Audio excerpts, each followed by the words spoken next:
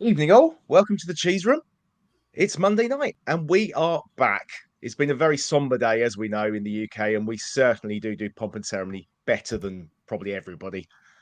But it's time to move on. We feel, God bless her soul, she has departed us, the Queen has gone, and we will talk a little bit about how Spurs dealt with that on Saturday. But for now, we're going to talk about Spurs' resounding, somewhat strange resounding result, 6-2 over Leicester on Saturday. And joining me to discuss that result, he's up at the top tonight, all the way from sort of the West Country-ish. Gibbo, how are you? Yeah, sound mate. Another depressing Saturday watching Spurs win 6-2. So yeah, all good, mate. Couldn't be happier about Spurs at the minute. Unbeaten still into the international break. So yeah, looking forward to getting into it, mate. It's been a bit slow the last couple of days, hasn't it, with everything that's gone on? But looking forward to this tonight. Yeah. Yeah, I'm just going to bring this up. Sorry, Paul. We were randomly talking about Queen Victoria and her children. You wouldn't believe it. Just We baffling. really were. Yeah, we really were. HG was telling us they'd been watching a documentary. There you go. Yeah, absolutely, Adrian. The Queen's funeral today was a perfect example. It was a really nice day, and the BBC did a very nice closing sort of bit on their show today as well, which I think summed it all up beautifully. Becky, we met on Saturday again for the second time. We did. And we were at the game. How was your journey back and your day today? Yeah, it's fine. The 5:30 ones are a bit of a funny one because they mean that Jack can go because Jack played football first and I can pick him up. It just means we get back really, really late. So it was kind of like gone midnight, and that was after leaving the ground quite promptly as well. So yeah, the 5:30 ones were a bit of a thing. But yeah, I was saying to somebody yesterday, the adrenaline got us home. We were just so happy for Sonny, and that kind of buzz sort of helped the journey home. But really, the roads were fine. I know when I said to you on Saturday, the trains had been a bit of a mess, but the roads were really clear, so the journey was fine. But yeah, it was lovely meeting everybody again. I actually ran my one of my daughters. My girls were all having a sleepover at my parents because my wife was away, and one of my girls had been sick. She said she felt generally okay, but she wanted to come home. So I ran down the high roads to get to, I thought, all right, I won't go to Seven Sisters. I'll go Tottenham Hale so I can get on that tube. And I missed the train back to Bognor by about 2 minutes when I got to Victor. So I had to wait another half an hour, which was a bit annoying. But there we go. But I did pick my daughter up, and she's absolutely fine now. Really weird. Just had a bit of a cold, but she kept throwing up, but felt fine. There you go. She just missed you. So she obviously missed me, yes. Yeah. And a man that we've all missed so much because he's hardly been on all summer. Does that make you feel sick? Makes me feel sick. HG, how are you, mate? I'm all right. I don't think anyone misses me, but that's it's part of the charm, isn't it? Yeah, I'm all right. I mean, today was obviously a normal day here, as if there is such a thing. But I did notice that one of the Austrian channels had about 9 hours coverage of it. I mean, I haven't seen any of it, to be fair. I've seen a few pictures, but yeah, it's what is it? It's just another day. I'm happy that we can be talking about Spurs. Okay, well, we'll start off when we at the beginning of the game. Because we went to the pub. Let me find a picture of us all in the pub. There we go. If you didn't see us on Twitter, there we are. Caller, Paul Muir, Seb, myself, Becky, Jack, and Becky. I have to apologise. Literally, you'd only been there 30 seconds. I managed to swear in front of Jack. Everybody did, and I said, and everyone was like, "Oh, so sorry." I was like, "He's used to it. He's used to going in the bricklayers when everyone's singing about Sol Campbell, so he's used to it." Oh dear! He knows he's not allowed to repeat any of it. And to be fair, everyone's always so lovely. They always say hello to him and make a real effort to talk to him. So he just thinks it's the beer. He thinks beer makes people talk like that. And the guy on the right hand side is one of our patrons, Jimbo, that came to meet us. So it was a lovely chap, Jimbo. It was great to meet him. That's an impressive beard. That is a good beard, yeah. I tried to get him on the show, and he was quite a quiet guy. He's like, no, I'm not going to do that. But one day, maybe Jimbo will come on. Maybe. And I can confirm, because I've not met Brendan in person before, he is taller than I thought. It's not just Caller that looks taller than real life. Is he taller than Caller? I think he might be, actually. Yeah, I think he might have been. Yeah, I think so. Yeah, I mean, we also had to have a FaceTime with Sandro because Sandro's flight got cancelled, so he ended up not coming. So in this pub beer garden, and there's Brendan holding his phone up to us all so we could all see Sandro. And I was looking at these other guys behind, going, "What the hell is going on?" What's going on? Yeah, it was just bizarre. But yeah, once Brendan got over that, because he was a little bit upset, I think, when he first found out the news about Yeah, Sandro wasn't coming. It was actually a good day. It was a really good laugh in the afternoon. Well, it helps when you win 6-2, doesn't it? Like at the end of it. Well, it does. But we'll come to that because at halftime you wouldn't think we were going to win. But we were saying the same thing though. It's like someone was saying to me today about the journeys down, and we're like, if you don't meet the people and say hello to everybody, then it just becomes a football match, and then it does kind of become whether they win or lose. But when you see so many people and meet up beforehand, it's part of the occasion and makes it certainly more fun when you've got people to kind of meet. Because otherwise, if you have a bad result, it consumes you a bit, I think. Yeah, I think there's been times watching Spurs when getting down there and meeting people has been better than the football itself, hasn't it? So, it's always good. And it was really sunny as well. It was a really kind of nice, warm sort of autumn, like kind of afternoon, evening. And we had that sort of, the first half was in sunshine and the second half was in like floodlights. It was a really kind of nice sort of, I thought it was a nice sort of day. You see, this time I planned well. I had my sunglasses and my normal glasses because when I went to the Brentford game last season, I was literally with my sunglasses and it was getting dark. It was a nightmare. Yeah. Because everything's blurry in the distance otherwise. So we got to the ground quite late. Once Cooler and Franco had been sticking cheese room stickers everywhere, and every pub they could find, they're going in the toilets and just sticking stickers everywhere. So the t-shirts were impressive. I must admit, I was only there for about 5 minutes, but people were spotting the t-shirts and were saying, "Where'd you get the t-shirts from?" The person who just asked which pub it was the Beehive. Beehive. I've never been to the Beehive before. No, but I really enjoyed it. Great beer garden, and let me find the picture again. As these were 2-pint. The one Paul has got there is a 2-pint polycarb, so it's a hard plastic rather than Paul was having to have the flimsy because no one trusted Paul. You see, I think it's what he might break it with his guns. But yeah, they were really good. I have to say, might contact them to ask them where I can get those for work. And also, anyone who wants to know, it's really close to the Sonny mural, which is why we met everyone so quickly. So it's on the same road. So if you ever do find yourself there, it's near Bruce Grove. Because I was on the train and Paul was like, "Get off the train!" So I had to get off the train. Yeah, sorry, it's like behind it. No, I was about to talk about you giving students 2-pint glasses. That seems like a we used to do 2-pint cocktails, which we've now downsized to 1 pint. But sometimes if they want to buy 2 pints to go watch a hockey game or something, like in the afternoon, they'll go because it's quite a long way down the other side of campus, or they'll just if it's busy, they'll go 2 pints rather than. Yeah, the students won't care. But I was just like, if you can get it in one glass. The thing is, if you put it in one glass, they're still going to buy 2. No, they don't always. 4 pints. Okay. Yeah, they just prefer the bigger cups, but But I wouldn't give them polycarbs on a busy night. We use disposables because we can't wash them. Anyway, that's another matter. Adrian uses the Gilpin Bell. There you go. I'm not sure. Do you know what? So many of the pubs I've been to in Tottenham, I couldn't tell you the names half the time. I've just been in them, so I may have been in there. No idea. So when we got to the ground eventually, which was, I think, just after 5 o'clock, actually, because I met up with some of the West Sussex Spurs guys inside the stand, and I got my seat, this was my view. Here I was in the south stand. I'm really happy with that in the safe standing area. And a big shout out to James and Matt, who was sat next to me. One of them was constantly, every time something happened, he was doing a little video and sending his girlfriend a Snapchat video, apparently, because she's a Millwall fan. He just thought it was funny. Literally every time he had his phone out. I was like, wow. But when we eventually started, first of all we had a minute's silence, which wasn't brilliantly observed, was it, Becky? No, it was. They sent the email out. I think they didn't the Friday to say to be into your seats early because the players would be coming out. I think it said from like 5:24. So we were like you. We got in about 5:05. Saw the flags. And thought, oh, hello. I didn't think they'd be allowed to do the flags. But to be fair, everyone who did have a flag, they held it when it was on for the minute silence. They'd obviously been told to kind of hold it like as a and stand it. Anyway, so yeah, the players came out. But normally when there's a minute silence, they go and kind of warm up, don't they? And they do the coin toss, and then they go and stand in the huddle.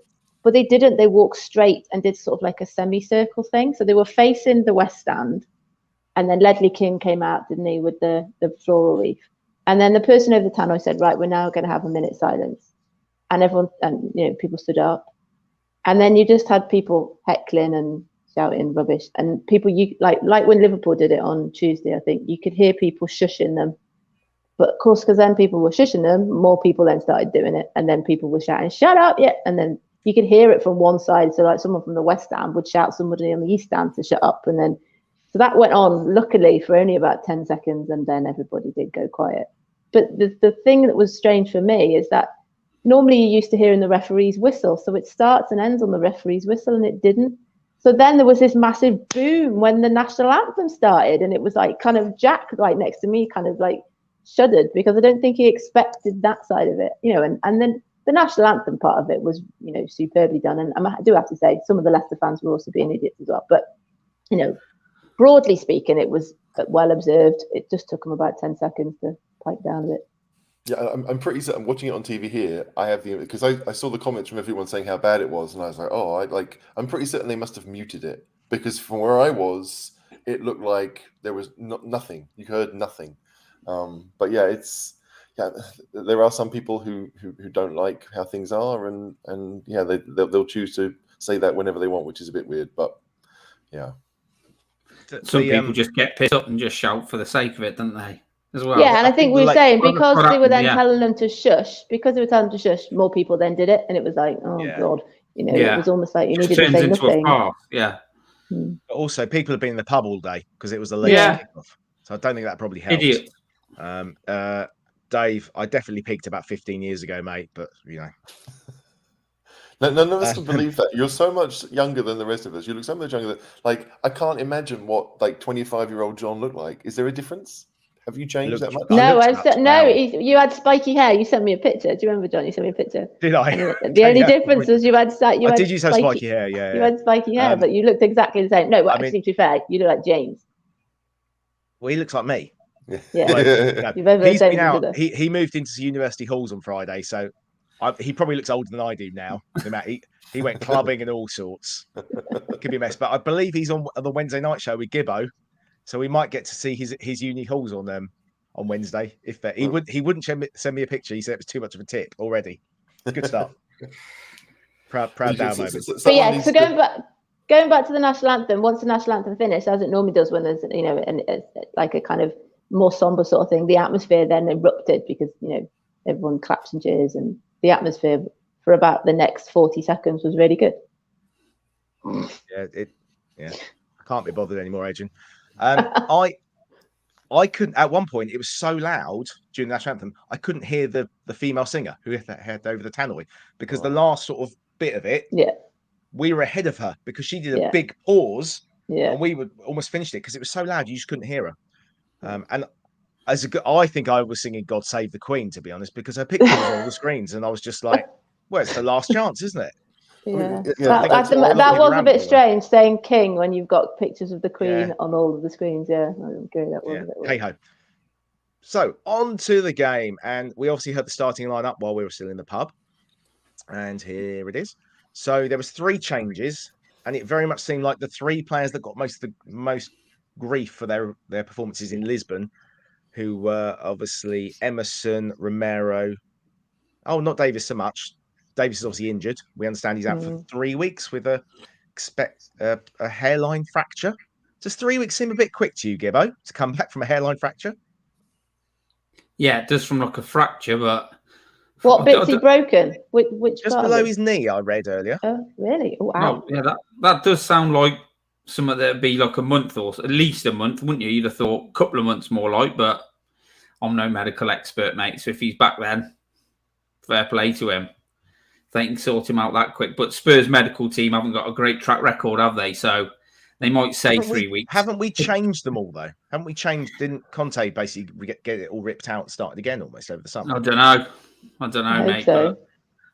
Yeah, let's hope so. Kerry's on it, just below the knee. There you go. How? So yeah, Emerson obviously out. Perisic to right wing back. Cess to left wing back. And Longley came in. And then Sanchez in for Romero, which we'll get to in a minute. HG, what were your thoughts on that lineup? And Son was not starting. Son, yes. Yeah. Oh, yes. That's all right. What was my thought? Having said on Friday that I didn't think I'd ever see Perisic play right wing back, it was pretty funny to see him start there 24 hours later. I don't ever want to see him there again. It wasn't bad, but it's no, just no. I wasn't massively upset. We'd heard the rumors about Davis that he might be injured. Sanchez for Romero. Well, again, Romero hadn't played particularly well. So, like, as much as the changes were maybe more than people expected, I don't feel that they were crazy ones. I was just a bit surprised that Perisic was chosen ahead of Doherty and Spence, who were both, like, as they say here, Galeanta. They're trained in that position, and Perisic isn't. So, as much as Perisic was okay, I don't think he was any more than that, and it was just surprising to me. But it's not a bad side. We've got decent options. I mean, I've said this on my Facebook stuff. Like, I do feel that we have a squad that can always challenge in games, no matter what the game is. And we just need to maybe get the balance between defense and attack a bit better. It was interesting when we heard the lineup. It was the whole, is Romero injured? That was my first reaction. And then when we got into the ground and I saw him warming up, and seeing Sonny warming up away from the first team, which was slightly strange. I was like, Romero's not injured. That's fine. But it's like, it reminded me of the North London derby when obviously Sanchez came in for Romero and there's this kind of doom and gloom. And there wasn't that. But then Sanchez started really badly, like really nervous. And yeah, it was just... We'll get to that in a second. But Romero hasn't looked convincingly fit since he's come back, has he? No.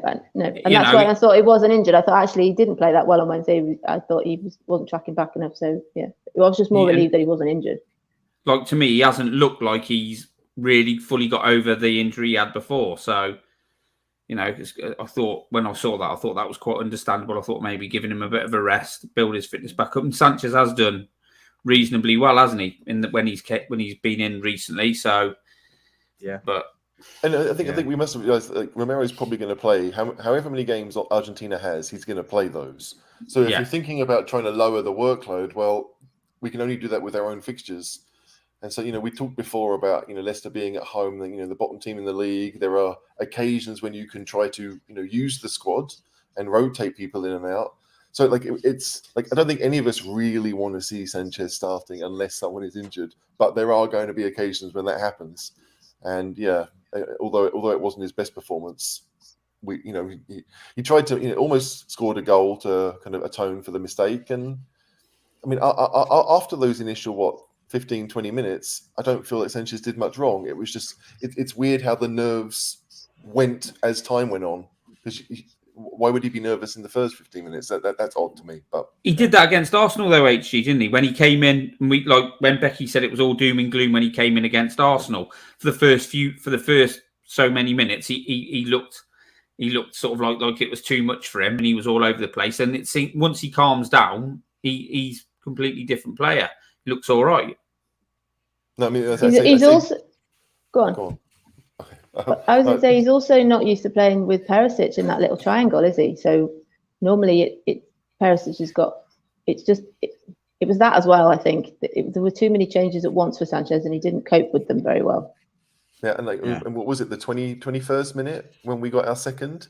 You'd imagine that would have calmed Sanchez down a little bit too, having turned things around. It was like, okay, I don't feel maybe as bad as I did because I mean the challenge was a stupid one. There's no doubt about it. But let's start with the start of it. Right. So I thought we started all right the first couple of minutes, and then ball falls to Maddison on the right hand side, who does a bit of a swing up and under. And Sanchez completely, I've always said this, he seems to have a depth perception problem with high looping balls. And he sort of didn't know whether to go and hit it, whether to control it. I don't know if it came off his knee or off his shin. He just fluffed it. And then... And we were all saying, why didn't you just go in and head it? Why did he kind of almost like that idea? He seems to as kids, don't you? You don't tell defenders to let it bounce. When they're kids playing football, don't let it bounce. And it's like he didn't know whether to go in and kick it, and then he kind of did nothing in between. Misjudged it, hasn't he? Just misjudged it. Matt Hayes is in the pub already. Hi, Matt. Good to see you, mate. He just misjudged it. But then, I can't remember who the Leicester player was. Probably Barnes, was it? Or was it Daka? Perisic went diving in and was lucky to get away with not getting booked. Yeah, and then he went again and completely missed it. And then Sanchez against the fullback, who HD praised on his Facebook page. I'm having a mental block. Who's the fullback? Justin. Yeah, James Justin, the other one, his brother. Yeah. But yeah, Sanchez wasn't helped by Perisic because for an experienced player, that was shocking from Perisic, has to be said. I know he was playing in his not usual position, but really poor football. But I think Paul sort of, I don't think Perisic is very good defensively. And obviously that's not his main quality. But I think what Paul said there, when over the past few weeks, I think Perisic can be got at by players. And I think that sort of proved it. But that obviously isn't his strong point, but he does struggle with that. I think, like you say, he dives in and stuff like that. I mean, the good thing about playing Perisic down the left-hand side is that usually with Davies being a left back really by trade and longer, like he's got defensive players behind him. Yeah. So he knows he can be covered. It's really no different than if we put Doherty or Spence on the other side, knowing that Romero's there. You're like, you know what? It doesn't matter so much. I can go forward. But yeah, Perisic, obviously, he will never be the quickest. Certainly not now he's 33. And there was another occasion in that half where like Justin ran round him, like ran around the outside and did him for pace. So it was just, it's unfortunate, but the challenge from Sanchez was, yeah. What's he doing? What is he doing? Because Aurier, I didn't see isn't it? James use his left foot once. I think he would have cut back probably onto his right foot. Or if he had, there was only one player. I think he was waiting for the contact, though. I've seen it about six times yesterday. He knew it was just coming. waiting for the contact. But it was stupid. You give the referee an opportunity to give that penalty, and it was marginally on the line. And if he hadn't given it, I'm not sure VAR would have given it as a penalty. I don't know. I think he's gone in, mate, and he's thought halfway through, I've had a stinker here, and he's tried to pull out. He has tried to pull out, but it's not contact. Just looks like a complete. He's just made a complete fudge up of it. Yeah. So obviously we had the long wait while they decided it was definitely a penalty, and then the penalty, and then Hugo. This picture you sent us, HG. Brilliant picture. Hugo makes a brilliant save, but obviously he was about half a centimetre off his line, apparently. Which you can't tell live. So me and Jack celebrated like a goal for that. It was with Jack being a goalkeeper as well. He was like, he'll go Hugo's bottom right. That's where he always goes. Da, da, da, da, da. And then we celebrated like a goal. And then you looked and were like, what? And then fair play to Tielemans. The retake was brilliant. No one was saving that. Much more power. So it was 1-0, but what was it? A matter of 2 minutes, and we were back in it. Corner like Kerry said, at least it was early, wasn't it? So we're still, Perisic crossed it, deflected out for a corner. Becky went to take the corner, and this is one of the things now. It seems to be whoever's closest is going to that corner to look to take a short corner if possible straight away, aren't we? Mm-hmm. Absolutely, Phil. He's a converted winger. Yeah.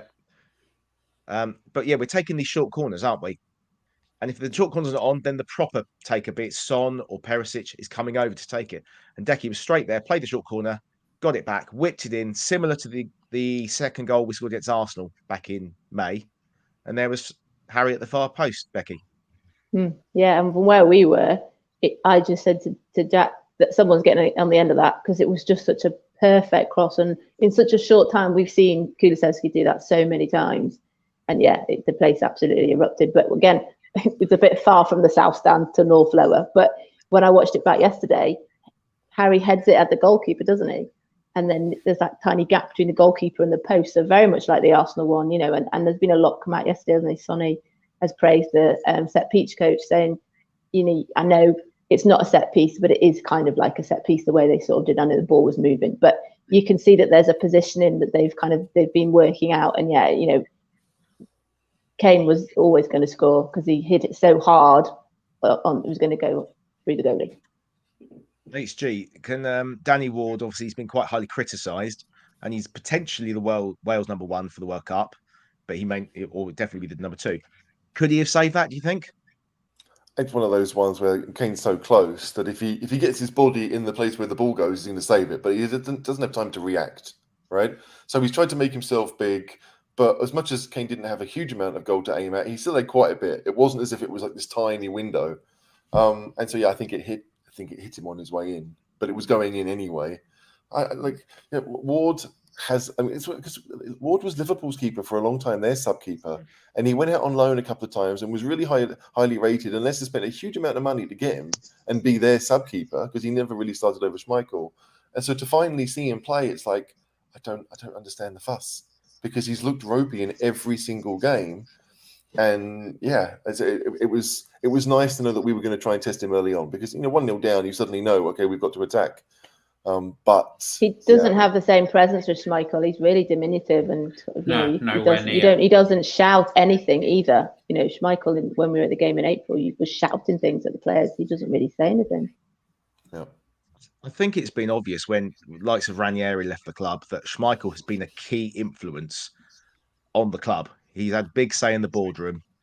Often him and Vardy and players like that have always been spoken to by the owners. And it's now he's gone. I think it's no surprise that the club is sort of unraveling a little bit. It was a weird one for him to go because I don't think anyone thought he was going to go. And then suddenly it was like, oh yeah, he's being sold. And it happened super quickly. Yeah. Obviously, there were rumours that Leicester don't have the money that they probably need, and they needed to trim the wage bill or whatever you would call it. But yeah, I don't think the keeper would have been the one I would have chosen. There's got to be some other, I know that they probably tried to shift Tielemans in the summer and they couldn't do it. But yeah, you'd imagine that Leicester would have had other options than their captain, their goalkeeper. He's been there a decade. It seemed a weird one. He's always had a rick in him, hasn't he? Schmeichel's always had a rick in him now and then, but he's a massive presence in that club. And and they're not bringing players in, and that's what they're crying out for at the minute. But yeah, how much did they get for him, HG? It wasn't much. I don't think it was much. It was about the wages, wasn't it? Get his wages off the salary bill because they've got FFP problems supposedly. I just want to call Dave out here. Don't tell Matt to tell Matt to put his fishing rod away, and then you do that to me. Shush. Gibbo, so going back to Kane as well. Oh, go on, going back to Kane now. I'm sure he's tied with Shearer now on the record for the most goals against one team. Yeah, I think so. Yeah, Shearer's with 20 he's got now against Leicester, isn't he? Yeah, and now Kane's got 20 against Leicester. So that is another record. Goals. Yeah, 20 goals against one. Yeah. Although to be fair, the first goals he scored against them was a hat trick in a 4-3 win the season before they won the title. And I'm pretty sure one of those would be given as an own goal because it was going about 5 miles wide and deflected twice into the net. But, he got a hat-trick, so it was his first hat-trick.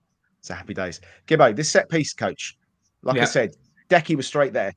I've noticed a lot recently. We win corners, Sonny runs to them, and he's looking straight in the box straight away. Yeah. Almost like for that, do you remember when Liverpool against Barca in the semi-final of the Champions League? Yeah. Alexander had that quick one, didn't he?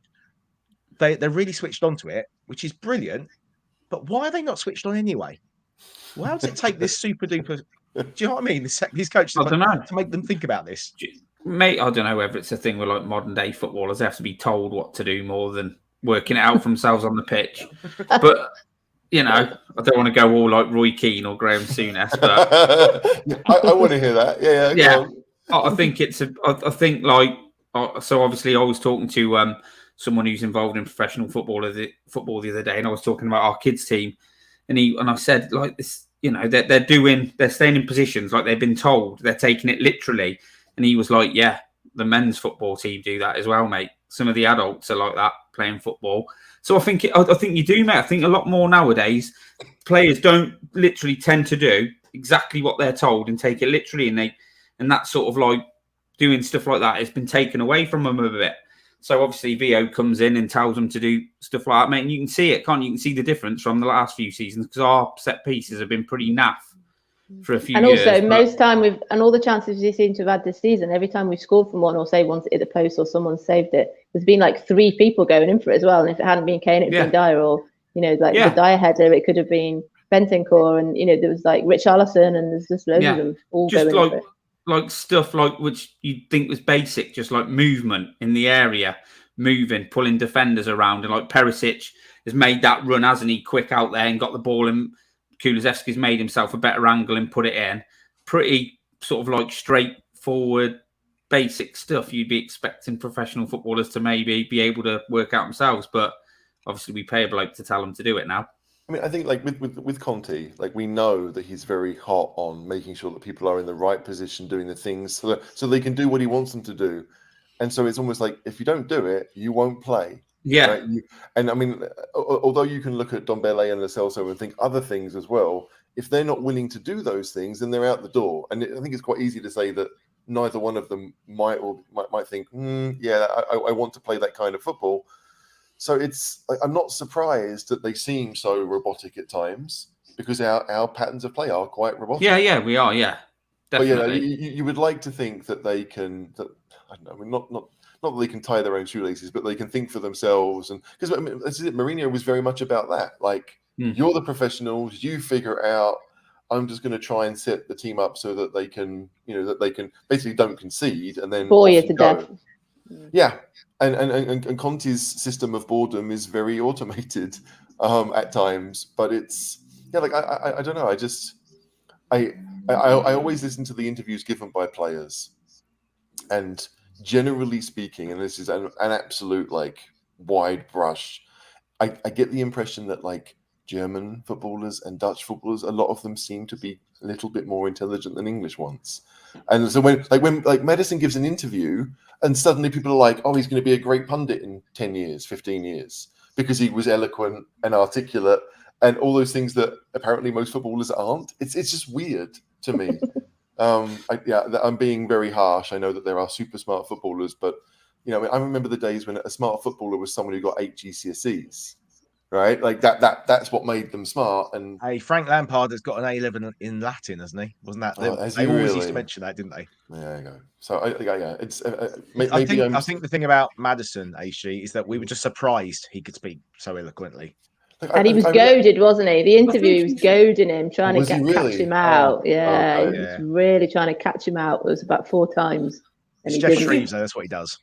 I'm not a massive Maddison fan, but I think he's done an interview not so long back as well, where he spoke quite well about. I'm not sure what happened or what happened to Leicester, but he came out and did an interview and he spoke quite well in that one about we've got to sort ourselves out and everything. So fair play to him. Like you said, they were trying to question him on not getting called up for England and trying to get him to say something, weren't they? But fair play to him. He just basically did a decent interview, didn't he? Really.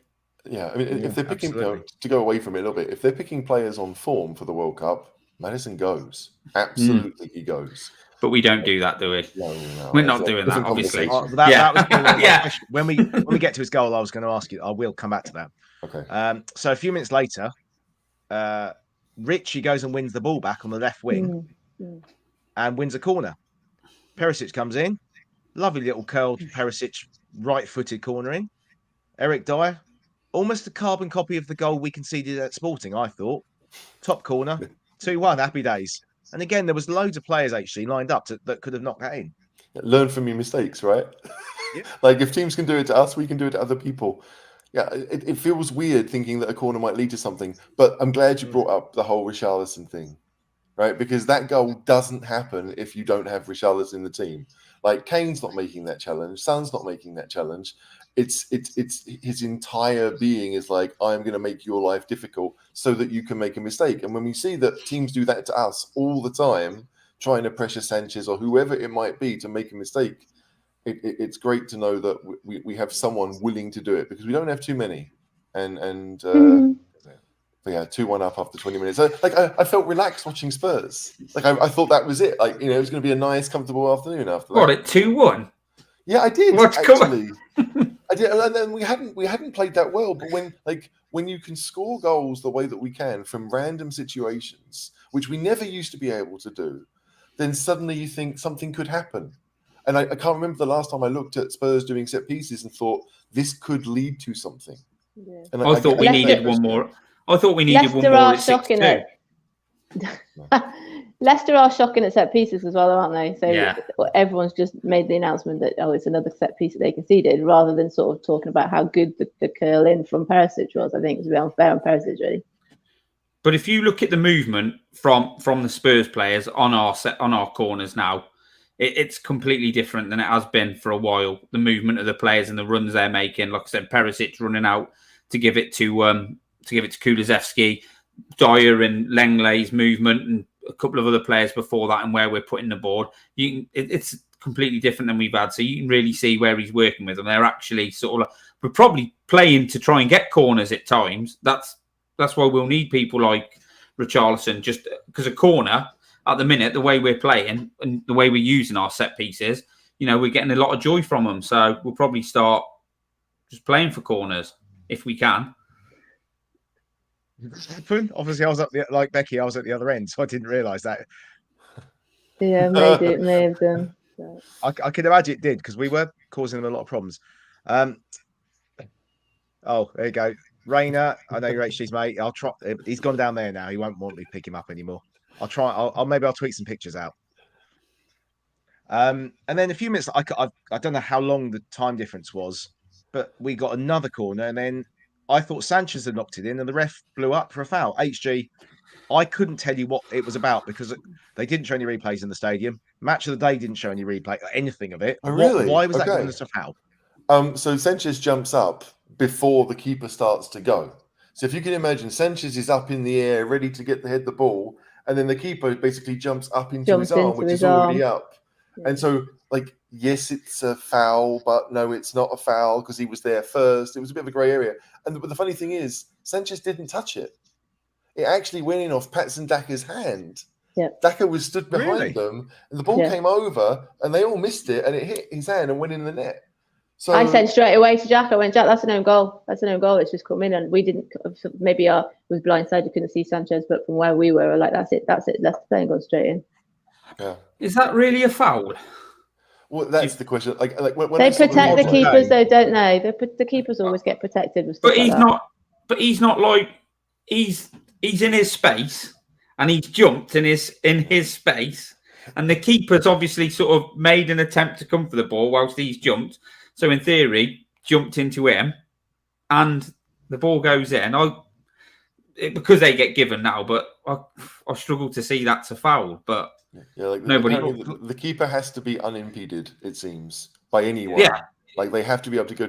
It was just one of those things where Sanchez went up earlier and was closer to getting it. It's not as if the keeper was anywhere, but because there was this idea that maybe the keeper couldn't get there because Sanchez was in his way. Yeah, it's one of those 50-50 challenges that the keepers always get. But yeah, a bit like the one Forster dropped against us at the I was going to say the Dell end St Mary's last season. Yeah, when he knocked it in his own net. Yeah, that was a good point, Claude. The keeper was never going to get that. Okay. No. The thing that I noticed though is Leicester grew in confidence after that. It's a bit like West Ham when the penalty decision went against us. West Ham grew in confidence in the game, and Leicester just did exactly the same thing, and it was just downhill then all the way to half time. Well, this was it. Again, they Leicester switched the ball very quickly from left to right out to Castagna, who beat Sessegnon in the air and then ran onto the ball, and he crossed it to the only player who was in the box. That was Maddison. I haven't seen a close up of it again, Gibbo, but suggestion that obviously the commentator said it was a worldie. But then lots suggesting it came off his shin. Yeah, he didn't hit it cleanly. I think if he'd have hit it cleanly, he wouldn't have got the loop he had on it. Don't get me wrong, it was a decent goal, and he's obviously gone for goal, but it wasn't like he tried to what he did. He wasn't trying to do, but it was a good finish. Weak defending from Sessegnon, but decent finish. It's 2-2 in it, but. Yeah, it wasn't. I don't think it's a worldie. I think it's just a little bit of luck, really. And then straight after it, Sessegnon switched immediately. So you're at for 40 minutes, and he's completely because he went over to our side immediately. Conte had obviously said, "No, you got beaten in the air. Perisic isn't working over on the right anyway." So we switched. And they did it straight away. I mean, I can't remember. Sorry, if it was before or after their equaliser. But they had a brilliant chance. It might have been at 2-2. It was at 2-2. Maddison at the far post. That one, yeah. Okay, so this is the idea. So we were clearly struggling. Like Leicester were able. They had most of the ball in the first half. They were moving it quite happily from side to side. And as we've seen Spurs before, we seem quite happy for teams to do that. But Leicester were getting the odd shot away, and Hugo was being tested. And I'm surprised that Maddison failed to score the one that I think was probably much easier than the one that he scored himself. It was the thing is when they scored and went 2-2, Conte switched Perisic and Sessegnon. Mm-hmm. So Sessegnon went to right wing back, which in many ways made more sense because Justin is quicker and Sessegnon's quicker, and Castagna is a bit better in the air, and Perisic is supposedly better in the air. But obviously he ended up changing it second half, bringing Emerson back on because he is more defensive. But if I can just say, we've got 139 people watching and only 28 likes. So please, can you click the like button? I should have said it earlier. And also, please subscribe. There you go. I haven't seen this for a while, have we? Please click the subscribe. It helps us. But yeah, if you can click the like button, that'd be great and helps us out loads. But John, Go on, Gabby. what we do is a lot of the time, and this is like I'm not no tactical gene, but we do allow teams to gain confidence in games, no matter how poor they are. Like Leicester have not been great. Their confidence was probably pretty doggo. And we allow teams to have the ball, to gain confidence. Like HG said, get shots away and they start thinking there's some, we got a chance, there's got a chance of getting somebody here. And we allow teams to do that. That's what annoys me, because Leicester haven't been great. And they should have been there sort of, really, you're thinking for the taking. Now we're 2-1 in front. Let's put our foot on the throats and choke them, like go for it. But we just allow teams confidence and allow them to get back into games, or feel like they can get back into games, which is pretty much what we did against Sporting, really. Just allow them to grow in the game. And the strange thing is that, like, when you look at the Leicester team that played, like, I don't think Harvey Barnes did much all game. I'm not sure Daka did a great deal. I think he was clean through once and then hit it straight at Hugo. That was in the first half. But outside of that, like the build-up play didn't really involve Barnes or Daka that much. It was all the midfielders. It was all Dewsbury Hall and Tielemans and Maddison. And yeah, I guess that we've decided. I mean, it's logical in some respects that, if you allow people chances that only go in one of every 50 times, that's better. However, there's still a chance that one of those will go in. And like professional football players, if they're given time, are able to find the top corner. So it is like you would prefer, as a fan, you would prefer an old Pochettino style that says, you know what, you're never going to get out your own half. You can't score from there. And we do seem to allow people to, you know what, we don't think you're going to score from here, and have a go if you want. But we can see it, can't we? We're sat there watching, and you're like, they're going to score in a minute. We're just giving them that many chances. Something's going to come off for them. And obviously it did there, but I find that frustrating. We've been lucky because Hugo made a couple of worldies, didn't he? Yeah. Hugo made a couple of top-class saves. Yeah. And generally, we've been conceding a lot of shots, but not many on target. Yeah. And the game at Fulham, Mitrovic was inches away from equalising. Right, and it was just one of those things that we allowed them to shoot, and I guess I think it took a deflection and all the rest of it. But you are asking for trouble, and I don't want Spurs to ask for trouble. Like, why would you do that? Yeah. So anyway, but we had it all our lives. Here we are. We won 6-2, and we're like, why are we letting them shoot? Why are we conceding two? I'm just going to get onto this because the halftime whistle went, and there were boos, which I thought was a little. We hadn't played well, and Leicester had got back into it. But I thought that was a bit ridiculous. If you're going to boo, it's when you're 3-0 down at home. Yeah. Surely at halftime, not 2-2. Yeah. And then I went on to the concourse and met some of the West Sussex guys, and they were just livid about our performance generally, which I think was valid. But to boo Becky, I just thought was a bit baffling. Yeah, and I see. Same thing. I texted my dad, and he was like, "Oh, it's a great game for the neutral." I was like, "So it's only a great game for the neutral when you've got two poor defenses. They're the brilliant games, like." So we went to the concourse, and I had people going, because I think I said to you, John, loads of people we met before the game were like, because obviously we were Jack, we're going to win 6-0, aren't we? We're going to win 5-0. I was like, whoa. We always concede. Never predict a 6-0 or a 5-0. So then we went down to concourse at halftime, and everyone's like, it's fine, we'll be fine. We will turn it around. We've got the firepower. And to be honest, I didn't really hear anyone sort of say anything more than that. Really, just everyone had this sort of blind confidence that we were going to come through. My opinion was remembering Steve. I can't remember which game it was. Steve had said they could hear Conte in the Tunnel Club at half-time one of the games. And I just thought of that. I thought he's going to be. He'll sort them out. They'll come out second half and they'll be improved. And we also better second halves. We also went back out to the bowl early because we weren't drinking. And then watching Romero and Sonny doing their warm-ups, it was pretty clear that they were going to be coming on fairly quickly because they were like really running and doing loads of stuff. So I think that was quite reassuring too.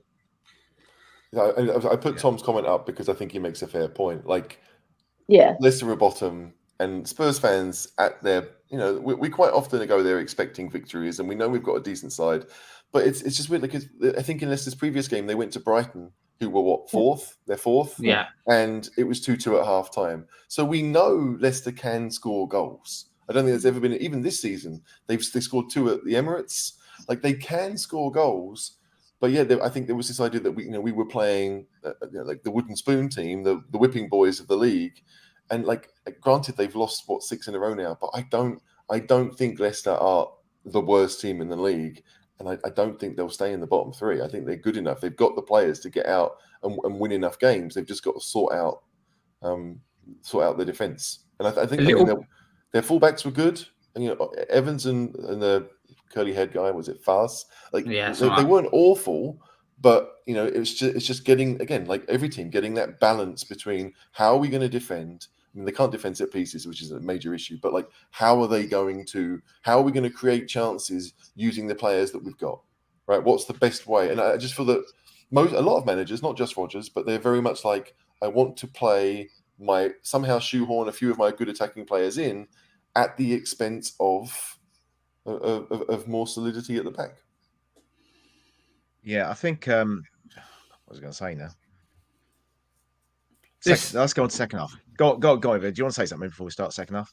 I'm not saying, I'm not justifying it, but do you think there's a little bit of a hangover with the booing from the Lisbon game as well?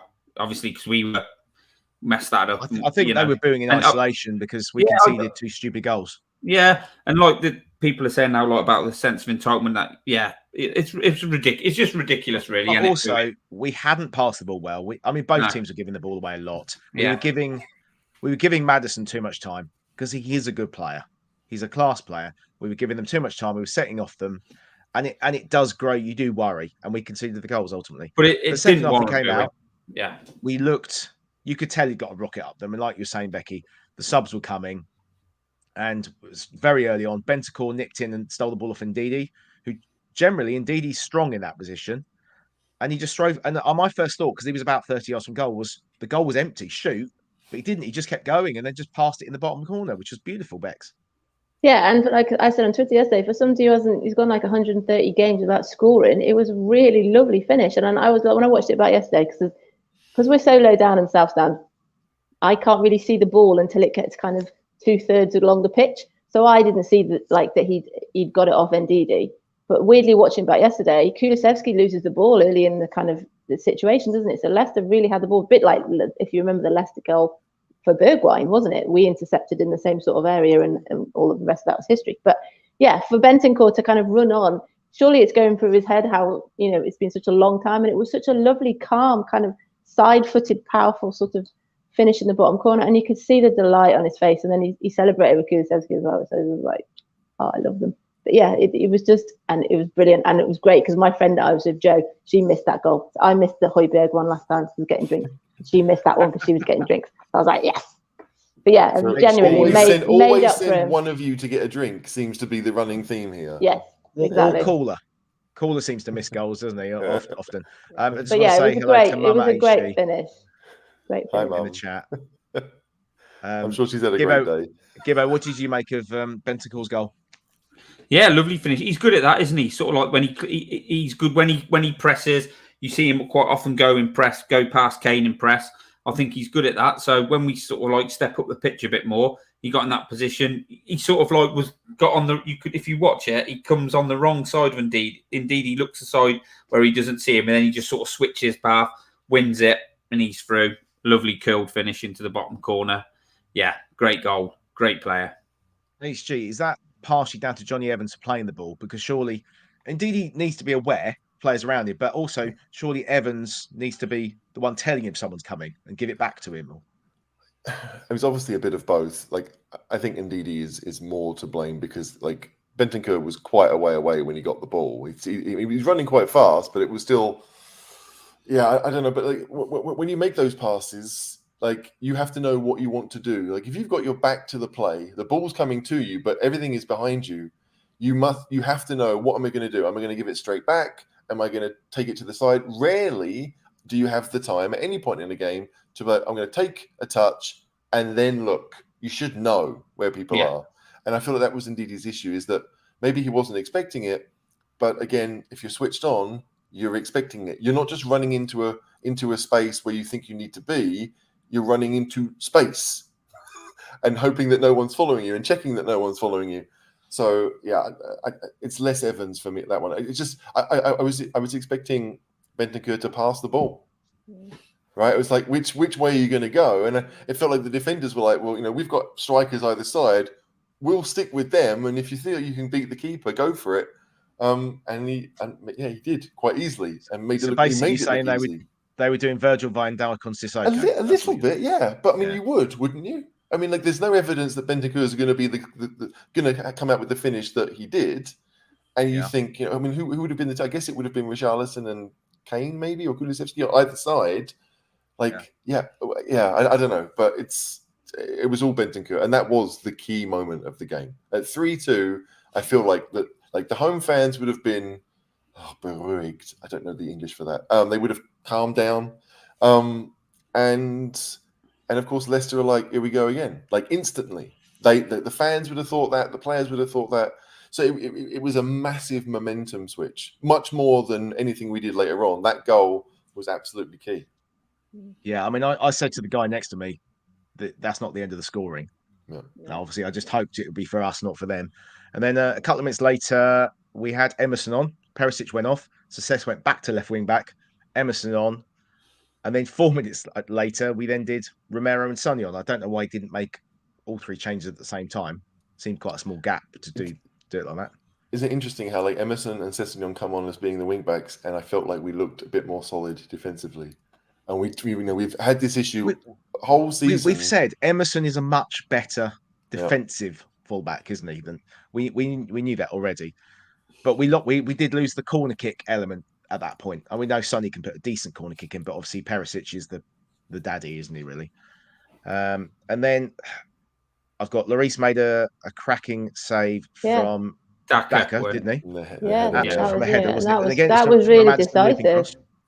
But for me, the real change came in the 70th minute and Conte spent a long time talking to this man. We finally, what we've all been calling for a long time, we went 5-3-2. Or the only time XG wasn't calling for it was when we didn't have the players, but we have the players. 5-3-2, and I thought it made such a difference. Yeah, it's interesting. Is this true? I thought Adrian's saying you can only make 2 at a time. I thought you could make 3. Oh, I'm pretty certain. I don't know. I thought you could make 3. I'm sure I've seen triple substitutions, but maybe not in the Premier League. I don't know. Okay. But it's the thing with the Daka header, like the save was fantastic, but again, the part that sticks with me, it's a punt forward, and Sessegnon has no idea where the ball is. He's just like running around. He's at least 10 yards away from where the ball lands. Like, I'm sorry. Like that. Like, it's embarrassing to watch. It was cringing to watch. And so the fact that it almost led to a goal and that Hugo got him out of trouble, brilliant. But, Sessegnon's not making a challenge. Sanchez is not jumping with Daka. Leicester weren't throwing 10 people forward. Like, we've got to make challenges. And we didn't. But yeah, we went the other end and made the change with Bissouma and Son, and someone else will talk about that. I think, HG, I'm pretty sure when they signed Daka, you said you quite like Spurs to sign him. Is that correct? I like Daka. I think Daka's a good player. I think he's a decent finish. I mean, the goal he scored at Brighton was a really good finish. I think there's something very instinctive about him. And I'm surprised he hasn't played more, to be honest, because I think like even he and Vardy together, even though they might be similar types of strikers, I just think given how Leicester are and they don't have any defenders really, I think they need to play 2 strikers. I mean, I don't want to talk about Leicester too much. But I was surprised that Iheanacho didn't come on. I have to say, I know Vardy came on. Gibbo, what did you think of Daka? I think he's all right. Whenever I've seen him, he's like I agree with HG. We looked at him. I think when we were after a striker before, I'm not sure whether it was Mourinho or whether it was Nuno pre-season, but there was talk about us going for him then. He looks all right. I thought like. It was an half decent. He shouldn't be really like HG said. We've slung a ball in, and he's got to it. No one else in the box, but he's managed to get an head on it. But he does look decent, and maybe Leicester's best form of defence is attack if they can't defend. But I think he's an all right player. Don't think he's better than Richarlison. Becky, I don't know if you watch much of him, but I thought his movement was excellent. Yeah. Okay, we'll move on. Shall we talk about Sonny's first goal, Becky? Yes, please. Tell us how you saw it. Okay, so this is the first one, isn't it? Yeah. So again, I can only see from like the halfway line onwards, and then the ball's through, and then we're all like screaming, and then we've said many times before, if he doesn't have to think about it too much, it's superb, and it was just sublime. And then the celebration, and then everybody coming round him. And I know a lot of people are a bit cross about Perisic getting booked, but I was quite pleased because I predicted 3 yellow cards in the Northwest Spurs Facebook thing. We're having a disaster with the HP house. Yeah, we're having an absolute disaster. Hang on a second. Yeah, just keep talking. I'm going to go out of this. You go off for a minute. Oh, Gibbo, no, I don't know if you spotted this, Gibbo, but he the ball actually was just bouncing, and it just was slightly off the ground when he hit it, which gave it that beautiful lift, and it went just under the crossbar.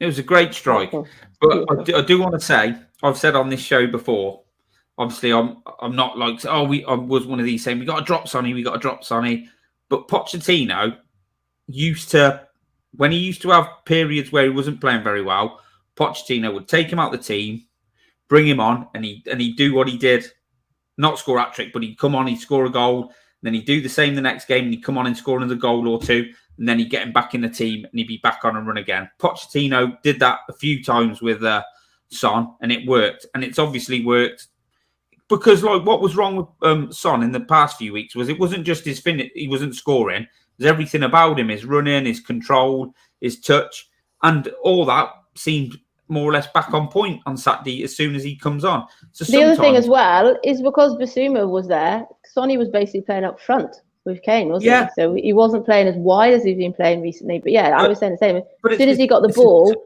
in the past, in the past few games, he would have like fumbled it or got tackled or hesitated, and it was just like the old Sonny was back. It was like Sonny that we remember. And some players need that like that will spur him on. Some players like an arm around the shoulder, but like that, you can imagine Sonny finally gets put on the bench and he's like, I can't have this. I've got to get on there. I've got to get my act together, rather so than trying to play him through it. Like I said, Potts did it to him. Used to bring him out the firing line when he had those periods, and he'd come back and he'd go on a run. So hopefully that's what'll happen again. And at the end, it's not a bad thing to have to put him on the bench now and then if that's what it's going to take to give him a little bit of a kick up the arse. And he come on, did exactly what we needed him to do. So hopefully now he continues on that form. And the delight in the stadium as well. The delight in the stadium was absolutely superb. There was a huge roar when he came on, but the kind of, I said this to Jack, we celebrated Sonny's goal, all of us, more than Kane's. Kane's was like, Kane, that's what Kane does. And it was just, the celebration was just loads and loads. It was just brilliant. Going but that point there, the reason is because I'm with Jack and because the seats get selected for me through the official supporters club. They always put us front row because I've got Jack. So he loves it. He loves being front row. It just means I have to kind of tiptoe. And I can remember it because I watch it back. Yeah, I watch it back day after and then I see all the assists. But yeah, he loves it and it's fine. He's my Spurs buddy, so I have to we have to go to the front. HG, talk to us about Sonny's first goal. Was that because it literally we'd gone 5-3-2 and he was straight down the middle? Made it so much easier for him. It definitely helps. I mean, like the Kane and Son playing together, they've done it for how many years now? What, 7? I mean, they know each other inside out. I didn't think he was going to score, if I'm honest. Like when he went to shoot, it was like, okay, I mean, you've got to find half a yard and you're still 25 yards out. And it wasn't in the top corner. It was just high enough that the keeper couldn't get to it. Kind of looped a little bit over. But yeah, we know what Son can do. Like we know it. I almost feel like there's that goal and the one that he got against Arsenal during COVID, where he just came in and just whipped it around right. But all the other ones I seem to remember are with his left foot. Right, all the goals against Leicester previously with his left foot. He got one against Palace at Wembley. That was brilliant. Absolutely just whipped it right into the far corner with his left foot. So, yeah, it's weird. I almost feel as if when he's in that kind of tense position where he's aiming to shoot, but there's less freedom about him, then I feel like it's not going to happen. Because usually when he's got lots of space and he's got the freedom to pick a spot, he's brilliant at it. But it was... I think I woke my daughter up celebrating that one. So yeah, that tells you enough. Indeed. Like the Bentancur one was more a kind of silent fists up in the air, but yeah, the Son one was like, woof, brilliant. When there was a bit of disbelief in the stadium because it was such a good goal. Last season at the end of last season we were like, oh yeah, he's going to score, but because he hadn't scored in such a long to take that shot on was just brilliant. I thought, and then a few minutes later, when he had the chance, when Kane drove forward, squared it to him. I just said to the guy next to me, "This is going top corner." You just knew, didn't you? As soon as he lined up on his left foot, it was going to. I mean, it wasn't top corner in the end, but it was still. It flew in the net. But it was No exactly people the say same that. as the last time against Leicester. It was exactly the same position, Yeah. wasn't it? And There's Tottenham a tweeted video, that isn't there, on Twitter? yesterday Yeah. to show it was the both, and it was, and we were right behind that, and it was just sublime. It was just fantastic. did it- and that he he did it proper at- celebrated that one. He did it at the King Power about 4 or 5 years ago as well. Yeah. Virtually identical in a league game. When he's on it, right foot, left foot, Yeah. both as good as And then, each other. Yeah, there's a really good video that I think you tweeted, Becky, and I've also retweeted it. Someone was right behind that post. So Yeah, that was Yeah, a great. yeah, and you see it like Yeah, so clearly. if you haven't seen it, it's on there's my Twitter handle, Cheese from John. Have a look. I just retweeted it. Isn't it annoying that we have two strikers who love scoring against Leicester and they still freaking beat us to the title that one year? And it just sticks up. Yeah, it's always nice to beat them since, because I'm just going to. This is Sonny's stats. He's actually scored the most goals against Southampton. He scored 12 with 6 assists in 16 games. He's got 10 goals and 5 assists against Leicester in 15 games. And the next after that is Borussia Dortmund. Obviously, most of those scored while he was in Germany. But it's good to see West Ham on there as well. Yeah, beautiful. And City, he's our scorer against City, isn't he? Yeah, absolutely. Yeah, and maybe we'll chat about West Ham in a bit, because they're having such a good season. We've got to enjoy that, haven't we? Leave them to it. And Roblox said, I think I have not seen anyone say, "Oh, we shouldn't play 5-3-2." Everyone's saying, "Please at Arsenal play 5-3-2." HG, will we play 3-4-3 at Arsenal? Yeah, we will. I don't want us to. Like the beautiful thing of putting Bazuma is that you then saw what Bentancur and especially Højbjerg can actually do. Like we've seen Højbjerg. Yeah, Gibbo. Like I know. I'm getting excited. You and I are on the Højbjerg team, but if you look at when he plays well for Denmark and he scores, he's not restricted to staying back. Like there's always, is it Delaney? I think there's the DM for them. And he's able to move up, and they play 3-5-2, right? They play with wingbacks. We've got the other one. Oh, there you go. The other one. Oh, nice. But I definitely, like Arsenal's midfield is good, right? Their first 11 is good. And he's not in my garage. He's not here. He's about 3 miles away. Is it only 3 miles? You can walk. You can walk to him. Well, I mean, you'd run, obviously. If I run to Butlins back, it's a 10k, so it's quite good. It's 5k each way. Wow. So, but yeah, it's. But I agree with HG. I think we'll start with the other system and then change it. Hopefully, when we're not losing. I don't think he's confident enough yet to start it, is he? So but that 3-5 switch up. That 3-5-2 system, you don't always have to play Højbjerg, Bentancur, and Basuma.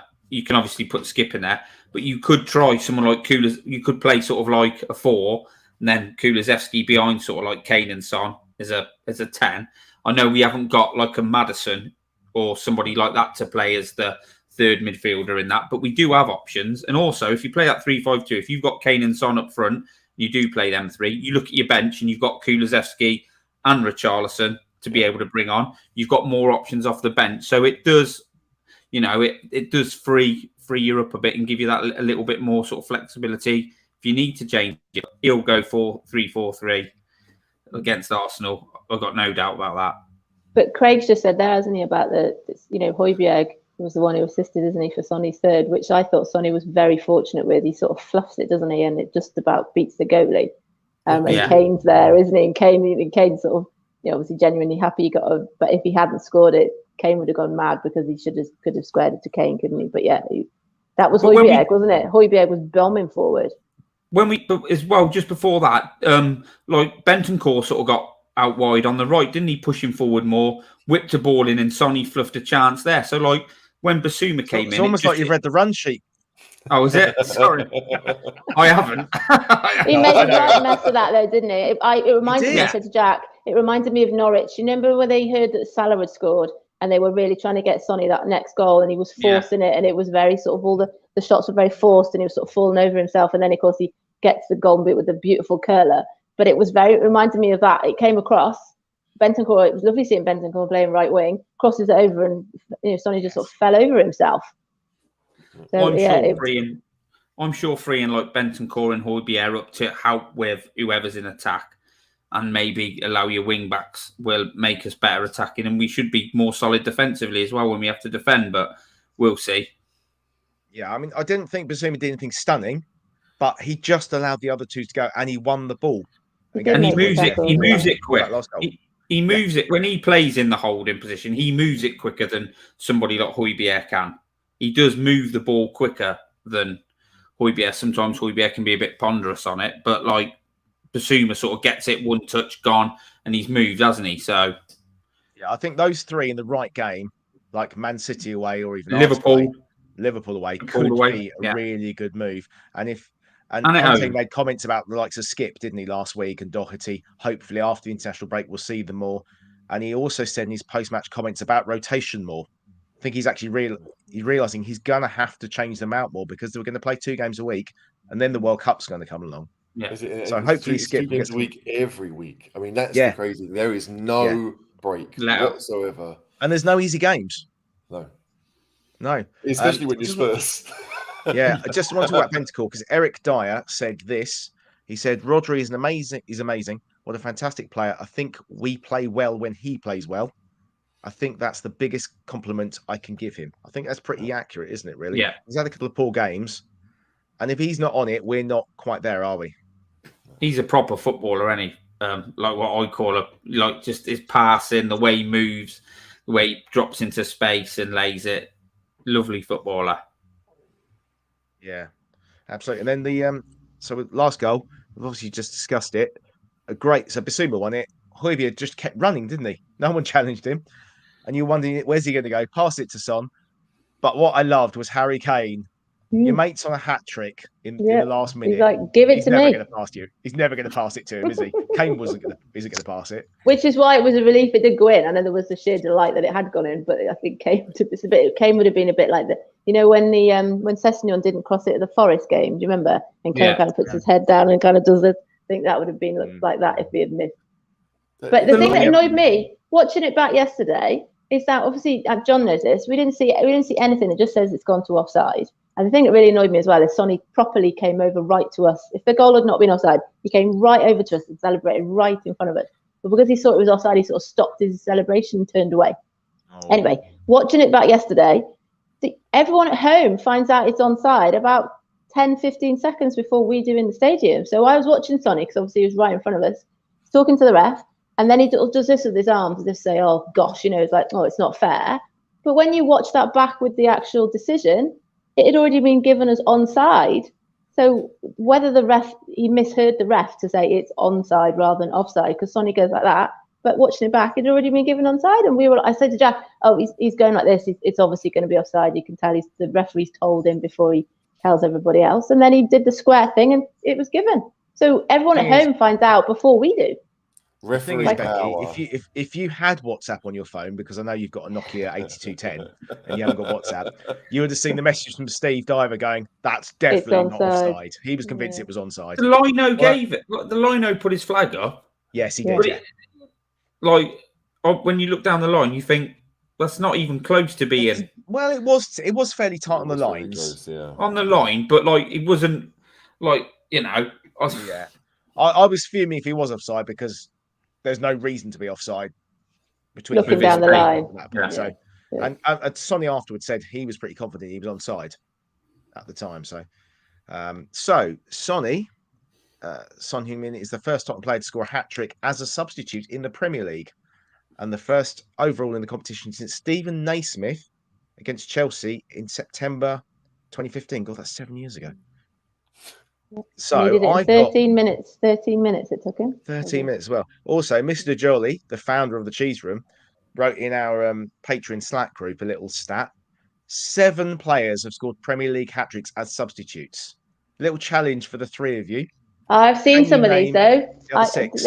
Go on then. Come on then, Bex. Okay, Lukaku for West Brom. So yesterday that came up on Match of the Day and I went to my dad. I went, hey, that must be a mistake. And he went, no, he played for West Brom first and got a hat-trick. And I was like, wow, I did not know that. As well. So you went in. So Lukaku for West Brom. I'll be quiet now because I know some of these. Yeah, Davo's giving you one.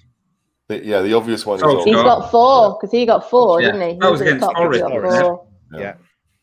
That's the one we all remember because it was the 90s. Anything after that, I don't really. Yeah.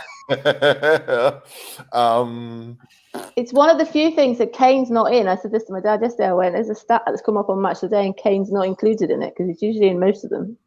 Yeah, we need to use him as sub more. Is often. Robbie Keane one of them? Not for Tottenham. No. No, actually. No, because It's, Son's I'll the tell first Tottenham you player. anyway. It's so Ole Gunnar Solskjaer, Jimmy Floyd Hasselbank, Okay. Rob for? Earnshaw. Robert Okay, Earnshaw. Apparently Rob Earnshaw.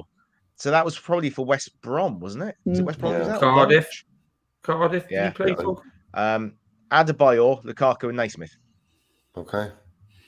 Yeah, wouldn't have got Yeah, many there of you them. Yeah, Shearer's not there. So Kerry's but Shearer. And Lineker made that joke in Match of the Day. He was never really sub, was he? So that's why it's like Kane. That's why Kane's not got one because never comes on as sub. Yeah. It's Oh, very here we true. go. Hotspur says the commentators in the US explained here that they hear the VAR folks talking, so they hear the decision before it's announced.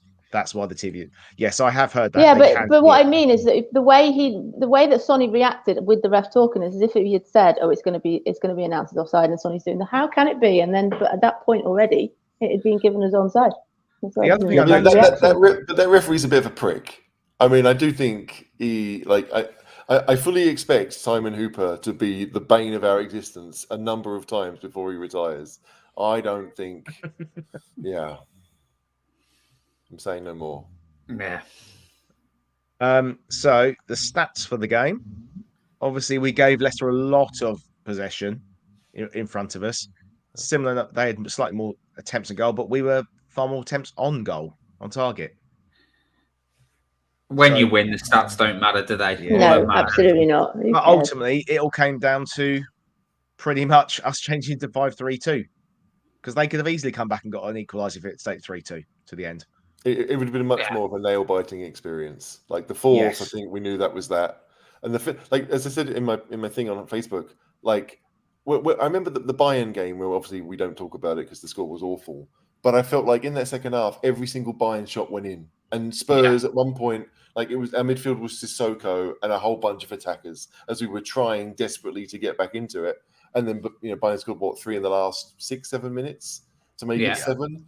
And it felt a bit like that Leicester were like, oh, well, I mean, those goals that we saw, the final two, Højbjerg's running through and it's a 3-on-2, right? And you just don't see that very often. The fact that we were able to take advantage was great, but it felt a little bit like Leicester were like, we're still going to throw people forward. We still want to try and get a goal and see what happens. And we punished them for it. It's probably why Arsenal only beat them 4-2. But I don't know. Yeah, absolutely. So I remembered what my point from earlier was. It was that Justin and Castagna were pushing so far up. They were almost playing like wing-backs, a bit like the way Aurier used to in that Bayern game. Do you remember Aurier just kept not running back because he was told to attack? I think that was their big problem. They were almost relying on Ndidi to cover. To be the third To centre. drop in, They were so open. Yeah. They were just so open all the time. So good news. Caller's got super fast Wi-Fi now. I don't think he's going to join us though. No. So we won 6-2. Happy days. Whistle went. I sort of sauntered out the stadium and I thought, I'm going to run. I did. I'd run. Not great in jeans running, not going to lie. And then, just got to Victoria. Doesn't matter what I wear, I don't look great running. So the jeans, people won't look at that and think, oh, he's wearing jeans. That's why. That is why. Yeah. I think you're confusing Caller with Steve Diver. I was going to say Caller's not recently. Yeah. No. Everyone who can see the comments, Craig's asking about the Goonies. Someone put something about films that were the scariest, and I said the Goonies. I was scared of the Goonies. It's just, I think it came out at the same time as it was the Indiana Jones one with the heart when he pulls the heart out, and I kind of blur those two films together. Yeah, and the Goonies are just God, I hated the Goonies. Yeah, the Goonies was mid-80s, wasn't it? God, I hated it. But it was kids, wasn't it? Scared you? Yeah. Oh, awful. Yeah, Adrian, you're right. They were chasing the game at that point, but they were pushed up a lot, and we weren't really exploiting it as much. After that save on 3-2, I don't remember Leicester doing anything after that. That seemed like that was the last thing. And then obviously we went 4-2, 5-2-6. I don't really remember another chance they had after that Luis save. I think we kept the ball better, HG, do you think? Especially with Romero on the pitch. Definitely. I mean, like all the substitutions we made improved the team. Yeah. Right. We were better with Royal at wing back. We were. And we were better with Son on the pitch. And we were better with Basuma on the pitch. And we were better with Perisic off the pitch. But it's, I feel like every change we made the team stronger. And so, yeah, at 3-2, although there's always a bit of nerves that a little bit of madness will go against us, I felt relatively confident that we were going to go. Plus, I wanted 3-2 to happen because that's what I'd predicted. So I sat there for a good 20 minutes thinking, I can't believe this might happen. And then it didn't. Son took over. Yeah. We've been knocking Conte for his in-match. Well, we have a lot of people have been saying about his in-game management, and he did a decent job on Saturday, didn't he? So, and I thought he made the subs nice and early, like you just said. Anyway, 2 sets of 2 subs, and Sonny I think came on in was it 55 or 60 minutes? Yeah. So that was the second set of subs. So for everyone moaning on Wednesday, when everyone moaning on Wednesday he didn't make the subs were nice, and and that was at 3-2. So he was still this idea that he obviously wanted to keep going and maybe realised that it did need changing. I just want to shout out Tom for this super chat. Thanks very much, Tom. Cheers, Tom. And I just want to say, Paul Muir, the whole 1 mile is on Strava. I'll send you a screenshot later, mate. Should we answer Tom's question? Yeah. I don't want to because I talked a lot. Someone else. Gibbo. So too much possession, bad for us because can't counter? ? So what? The longer we keep the ball and just knock it around, we can't counter. Is that why? We're better off giving it to them to win it back when they're pressing on us, so we can go past them. I'm just not. I'm not 100% sure about that. I think the more it seems with Spurs, the more we give the ball to the other teams, they grow in confidence. So I prefer personally for us to have the ball and to make things happen. And we just get deeper and deeper, otherwise, don't we? And just go further and further back. But we are good on the counter. But I'm not. I'm not that keen on doing that. But it is what we do, and you don't want us to play possum because that's kind of what it is. Yeah, just come on in. You're welcome. Come on in. But, I don't think we're strong enough sometimes to do that. We, like I said, we do have a rick in us now and then, and then I think it gets then you can get stuck in that and you can't get out. I'd rather us have the ball more and dictate the play and control the game in midfield more personally. But horses for courses, I should imagine. Yeah, I mean, like our back three, if it is Longley, Dyer, and Romero, like none of them are super fast. No. So that like you again, like if you push up the pitch, even if you don't have to be a mid block or whatever they call it. Like if you play like I played as a kid, where the defenders kind of sat on the halfway line, as if you were attacking, that's where you were. Like you weren't going to be further back. If we did that, then if we had a midfield three, then you'd probably need someone like Kulusevski to be one of them, because if you're 35 yards out, I'd look at that list, the Leicester midfield three of Tielemans, Maddison, and Dewsbury Hall and think they are much more likely to create something than Bentancur, Højbjerg, and Bissouma. Like for those, that's kind of what you're dealing with. So it is like by playing the way we do, 3-5-2 might work if you've got central midfielders that can run forward, and Højbjerg showed that he can. Bentancur showed that they've got wheels when they get going. So it's a difficult one, and I personally think that for the Arsenal one, like that everything runs through Arsenal's midfield. It really does. So just stop them. We're shit there, aren't we? Usually, so just stop their midfield. We've got a terrible record there, and we've got a terrible record at Chelsea, terrible record at Anfield. Yeah. I mean we've got HG's lookalike lined up for our North London derby preview on a week Friday. Stephen will be here. I messaged him a couple of weeks ago. He's happy to come on.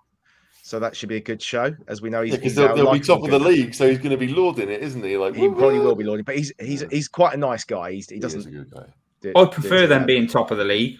I prefer, even though we're unbeaten, they've been beaten, but I'm more comfortable going there, being below them in the league than us being above them. Yeah, no, I'll give you that. We've gone there in the past where everyone's done these, You pick your best 11 between the two teams. There was one time, I think they had one Arsenal player in the team and they beat us 2-0 and we just didn't turn up. Yeah. I'd rather go there being slight underdogs, if you get what I mean, rather than I'd still rather than be like 10th though. If we're wishing for anything, let's wish that we're playing them when they're like 10th.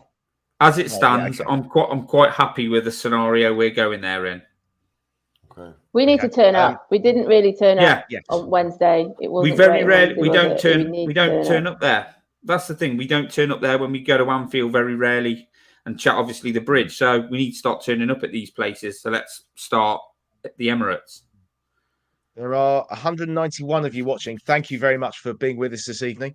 We've only got 88 likes, so please can you just click the old thumbs up button? It doesn't cost you anything, but it helps us out, especially if we get over the 100 and stops the caller pestering us with messages like this.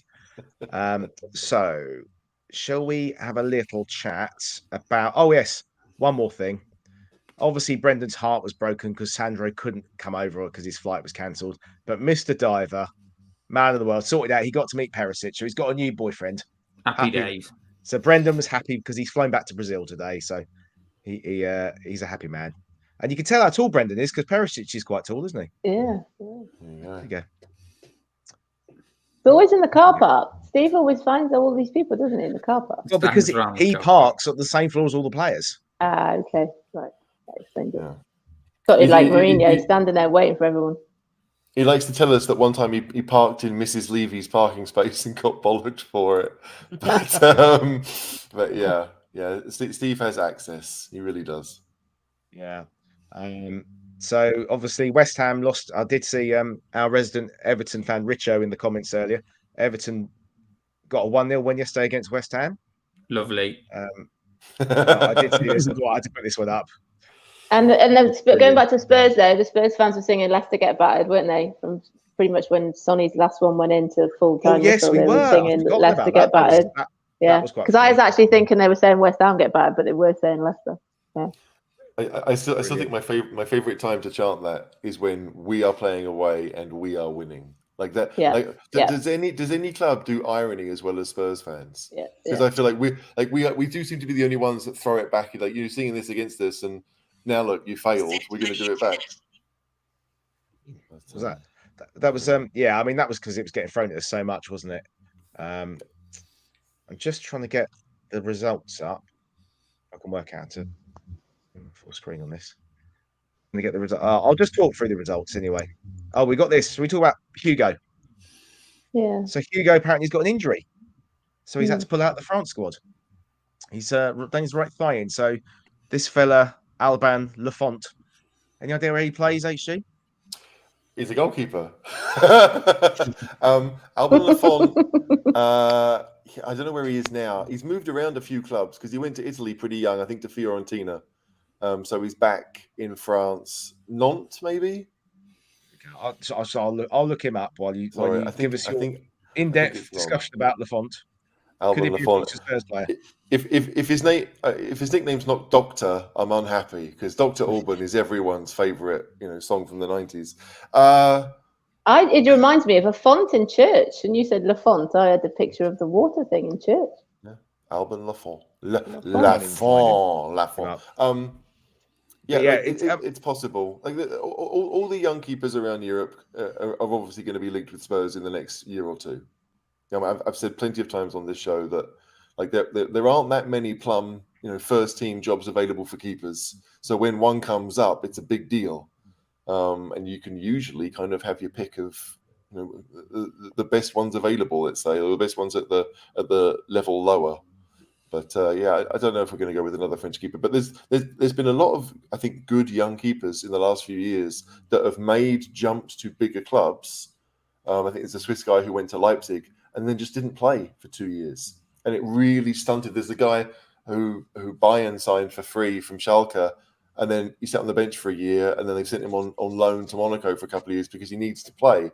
Those are the keepers that we might end up looking at because... Love that your mother knows this. Your mother knows he plays for Nantes, so you were with Sissoko. There you go. Yeah.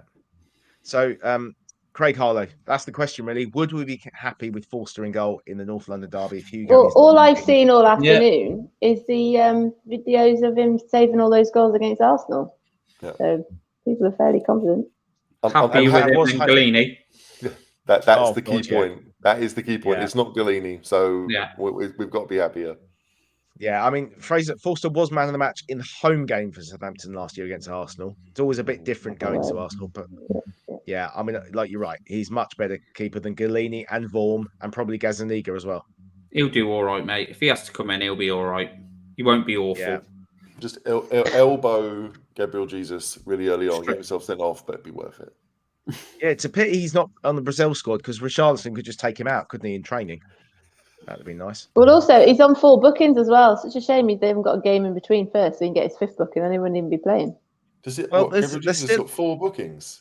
Is he? Yeah, because my Jack's got him in his fantasy team. So he got booked in yesterday. So I think you saw me, I said on Twitter yesterday, I had 70 points this weekend and 6 of my players didn't play because I had Kane captain, I had Sonny, and I had Kulusevski, and I had Maddison. Nice.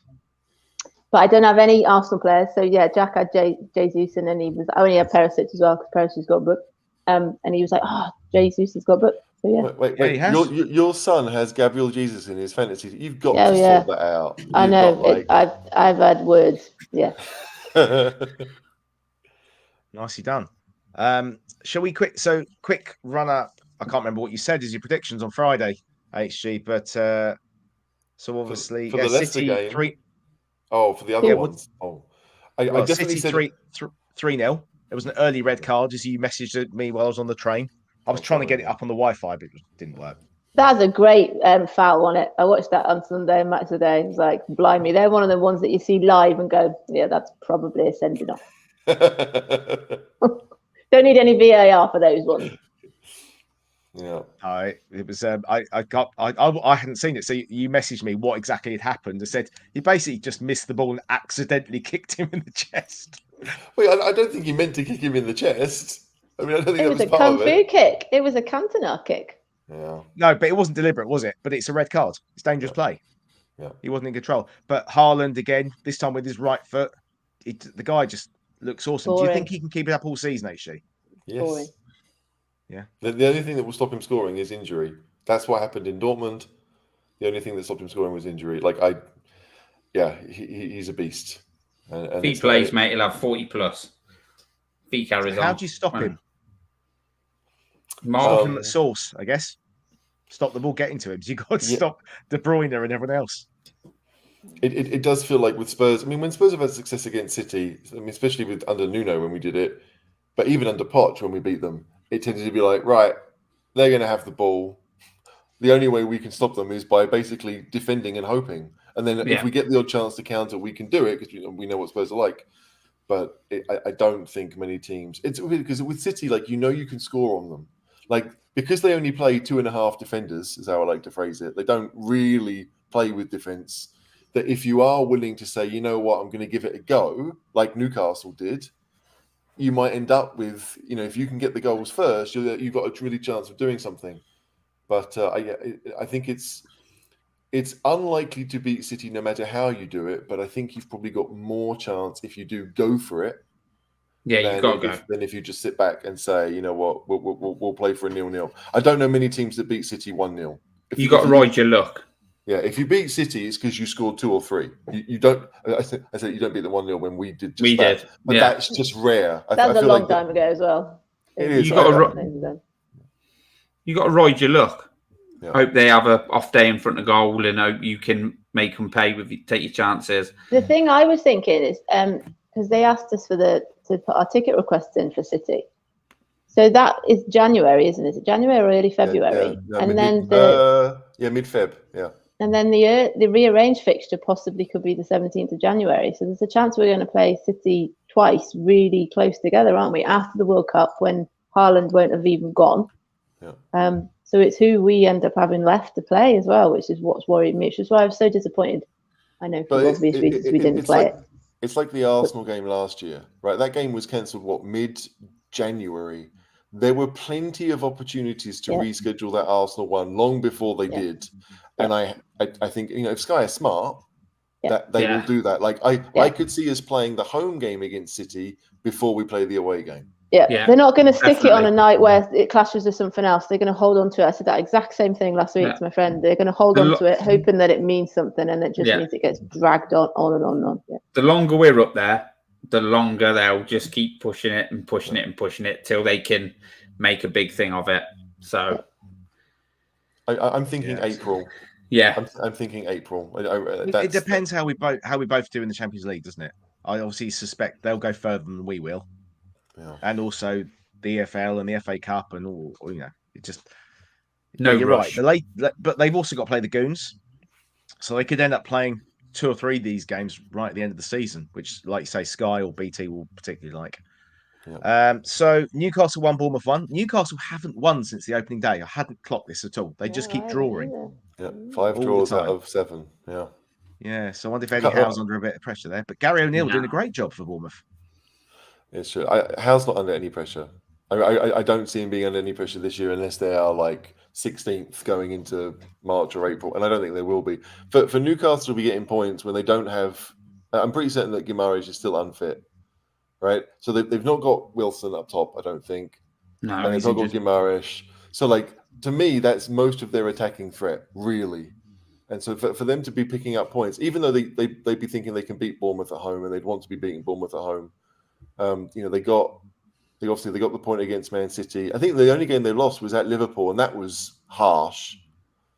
So yeah, they are very much the draw merchants. But I think that Newcastle, they seem to be doing things the right way. And Isak scored again, so they seem to have found the face of the franchise type thing to be their striker for the next 5-6 years. So yeah, decent player. Yeah, absolutely. And Gary O'Neill, Spurs fan, was in that with our academy, wasn't he, for a little while coaching there? Is he really? I didn't know he was I believe he's a Spurs fan, yeah. Okay. Yeah, as a kid. Yeah. And then we'll skate over what happened to Brentford, shall we? Yeah, they didn't turn up. They didn't turn up. I was really disappointed with that game. Sat down to watch it, was really kind of thinking, and I think by the time we turned it on, Arsenal were already winning. And then they just didn't have that kind of fight and desire, and they didn't use the crowd. To be fair, they were maybe the early kickoff did them because they were a shadow of themselves. There was, this is my chance to be like, I said on Friday, I thought Arsenal were going to waltz it, but Arsenal had a chance in the first 30 seconds, maybe, certainly in the first minute. And it was one of those old style Arsenal moves, like pass and move. Xhaka runs off the ball, so the ball's at his feet. And you think Xhaka's going to pull the trigger and he doesn't. Gives it inside to Martinelli, who's literally on the penalty spot pretty much. And he shanks it. But it would have been a fantastic goal. I'm glad it didn't happen. But like when Arsenal, if they start games like that, like they are, you could describe them as being flat track bullies, but they beat everyone that they're supposed to beat.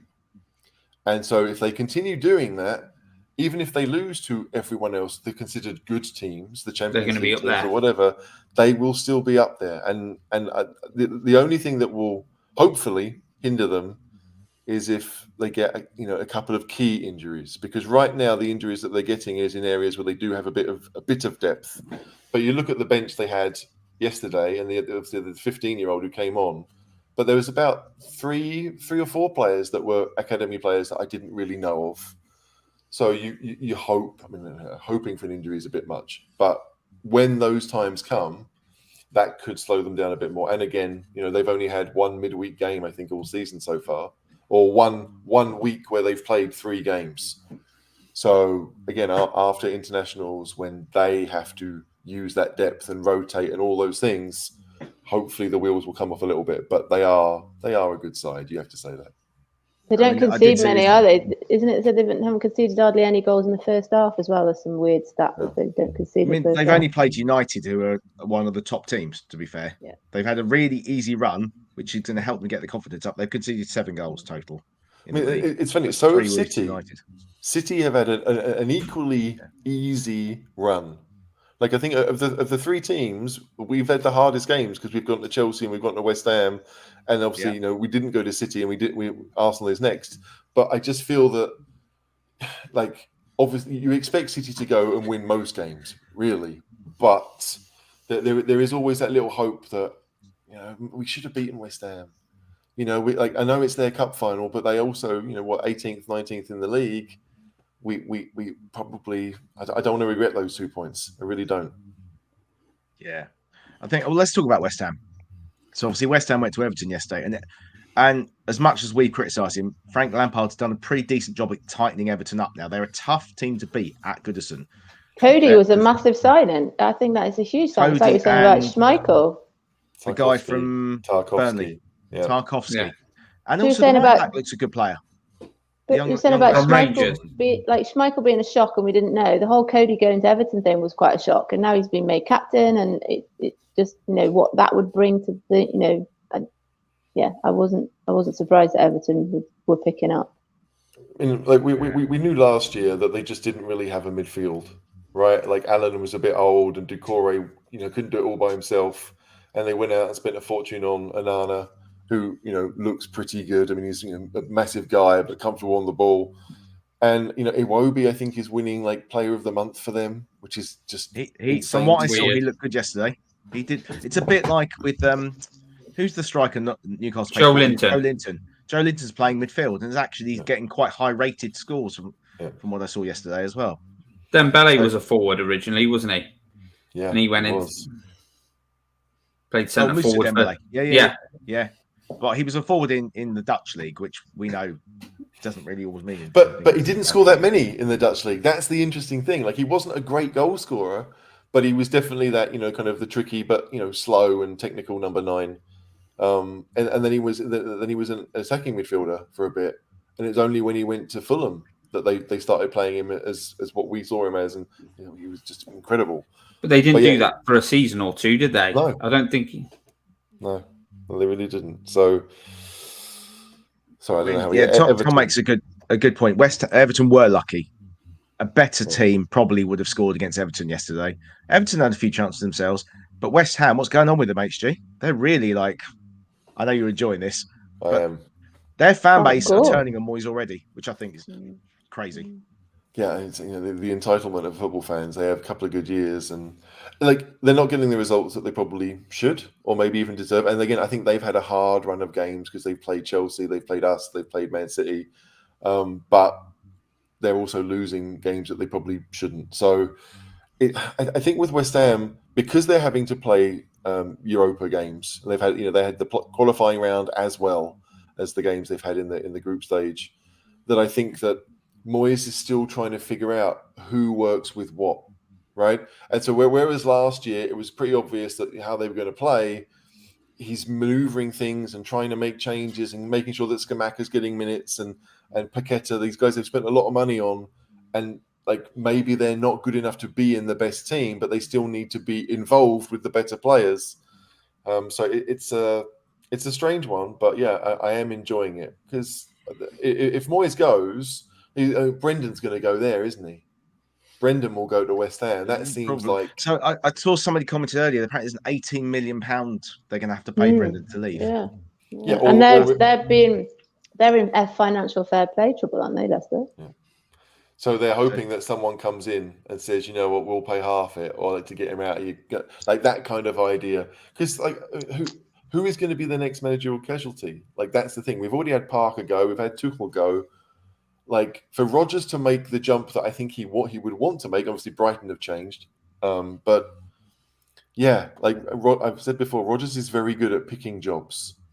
And so he's looking around at it appears that what's happening at Leicester will not go down to him. It will be this FFP situation. It won't be down to Rodgers as to why they're not winning games. So he may be able to pick a relatively plum job. And as much as West Ham, are a bit of a tin pot club, they have a lot of revenue. They can go out and spend money on players, and it's probably a step up from Leicester. If I'm honest, I don't know. Yeah, I mean, look at the league title. Leicester obviously at bottom 1 point. Forest just above them. Then West Ham. Wolves, Bruno Lage are under a bit of pressure. They don't seem to score goals, do they? They'll get Nuno back. Palace, Vieira's. I didn't realize Palace were near the bottom. but I think Vieira's generally doing a pretty good job at Palace. Yeah. Villa, obviously, CVG's had a bit of pressure, but has got some couple of wins now. Yeah, Southampton, I think Ralph's safe there. Whatever, they lose 9-0. agreed. They'll win some. They'll win 3 in a row, then they'll lose 3 in a row. That's what they are. Everton, Lampard seems to be getting somewhere. Then Bournemouth, Leeds, Newcastle, and Brentford. That's Thomas Frank is the suggested favourite for the Leicester job. Apparently, I read earlier. Yeah, I don't think like the Leicester job is worse than it appears, right? Because they're going to lose Tielemans. Like And maybe Maddison. Maddison is he's at that stage where what is he 26 now? Maybe like he's going to want to make the step up and play regular European football somewhere, even if it's not in the UK, but somewhere else. And so you look at that Leicester squad and like they've got some decent players, but all of those players might be thinking now is the time to make that jump. So yeah, whoever takes that Leicester job on, it'll be someone like Deitch or Happy, and will do a good job, but they're not the attractive proposition that they were when Brendan took over, when they had lots of younger players that they just signed and had all settled and done pretty well. HG, had you heard of the new Brighton manager? So like I know he was at Shakhtar, but before that he was in Italy at Sassuolo, and like Sassuolo are not a big club, but he got them into play European football, which would have been the Europa League, I think, because back then the Conference League didn't exist. And there are lots of players that you've probably heard of who are Italian that have gone through Sassuolo. So I think it's probably a very good appointment for Brighton and a pretty good appointment for De Zerbi, because he gets to work at a club where, again, the infrastructure is there. So if I'm De Zerbi, I'm looking for a striker straight away. And he's probably a bit upset that the guy who went to West Ham, Scamacca, went from Sassuolo, I think. So, but someone like if they could convince someone like Berardi, who played for Italy in the Euros, to make the switch, then they'll be laughing. But I think it's a pretty good deal for Brighton. I really do. Sure. I mean, yeah, he played most of his career in Italy. He played Monza, Padova, Avellino. De Zerbi, yeah, I don't know much about his playing career, but yeah, he played 33 games for Napoli. Ended up playing at Cluj at the end of the season, and Trento, whoever they are. But yeah, he's been around. The whole thing with Brighton is that I remember a whole load of Spurs fans were up in arms when they sacked Houghton and put Potter in, because Houghton had kept them up 2 seasons in a row, and everyone was like, "What do you think? Surely 17th is the best you can hope for." All that stuff, and Potter went and did what he did. And again, Potter's finishing positions were never amazing, but they were clearly never really in trouble. It was just like they would draw a lot of games and then win maybe 4 in a row, but they didn't win. They didn't lose too many. And yeah, the infrastructure there now, the players that they have, admittedly some of them again are quite old, and like Duncan, Gross, and Welbeck, and Lallana, they're not all young players, but they seem to be scouting really well, and that's probably not going to change. So you'd think that De Zerbi's going to look to Italy, but Brighton should do all right with him there. How do you think Potter's going to do at Chelsea, HG? Yeah, that's a good one. Like I think I said on Friday, it's all down to how he handles the players, because that's the one that these big name players with big egos that he's never really had to handle. But the guy's got a master's in leadership or some I don't know what it is, entrepreneurial, whatever. That you suspect he's going to be okay. And so I am I'm not more worried than I would have been as Tuchel was there. I think that they're probably quite similar. But did he put Sterling as a defender? I think he put him at left wing back. Somebody suggested. Oh, okay. I mean, look, Sterling's rubbish. So left wing back to then the bench. And once Potter does that, I'll rate him even more. That's probably what it was. He just wanted him close to me, and so that I can just hook you off. But, if Chelsea back Potter, back him to get the players in the style he wants, and allow him to build at Chelsea on a better budget than what he's done at Brighton, he'll do well, because he's a top coach. Potter is top bloke. I think he knows it when you listen to him talk, when you watch his teams play, all the stuff he's done before. I think he's a top coach. And when I wanted him for Spurs before we got Nuno, there were people saying, we don't want Graham Potter. He'd have been good. Football would have been good. I think ultimately they've got to give him time. Yeah. They can't just get rid Which of him. they don't do. Yeah. No. Well, when I heard about it last week, it reminded me of when Moyes went to United, and I thought he had a settled thing at Everton, didn't he? He'd been there, he'd really built something there, and then it just didn't work very quickly. And Chelsea don't give managers time, and I just think maybe he felt like he'd gone as far as he could with Brighton, maybe, but it just doesn't sit well with me. We're all a little surprised that he went to Chelsea. I mean, it was just like, you've done the typical football manager career. You've started at some women's team, and then to Team Bath, and then to Östersund, and like you've gone up through all the levels, and it's like, and then like Chelsea's the one you pick. Like I mean, obviously Chelsea, that they'll pay him a lot of money, regardless of whether he's successful or not. He's set for life. I mean, like his kids are set for life and everything else, but. Yeah, I don't know. It's interesting to see that, like, even though Bully has now changed the manager and bought a bunch of players and spent a lot of money, like he's still looking to revamp everything. They've been linked with the Salzburg director of football. I think that's going to happen, and they seem to be wanting to implement a Red Bull style, almost farm system somehow. And I read that they want to get the Leipzig CEO to come and like oversee that. Which I don't think would be a good idea because the Leipzig one is rubbish. So it's probably a good idea as a Spurs fan. But I just, like, are they maybe biting off a bit more than they can chew to try and install everything so quickly? But you have to worry with Chelsea that they if Roberto Di Matteo can win a Champions League for them, then Potter can do very well there as well. I did read earlier that Salzburg have said that they've not spoken to Chelsea, so they're not expecting him to leave, which is obviously them playing hardball. But whether Chelsea have just gone direct to his agent. When the funny thing with Salzburg is that they are Leipzig's feeder team, and so like most of their players are 21 and younger, 22. Like they don't really. I think the captain is like 37, has been there for 15 years or something stupid, but.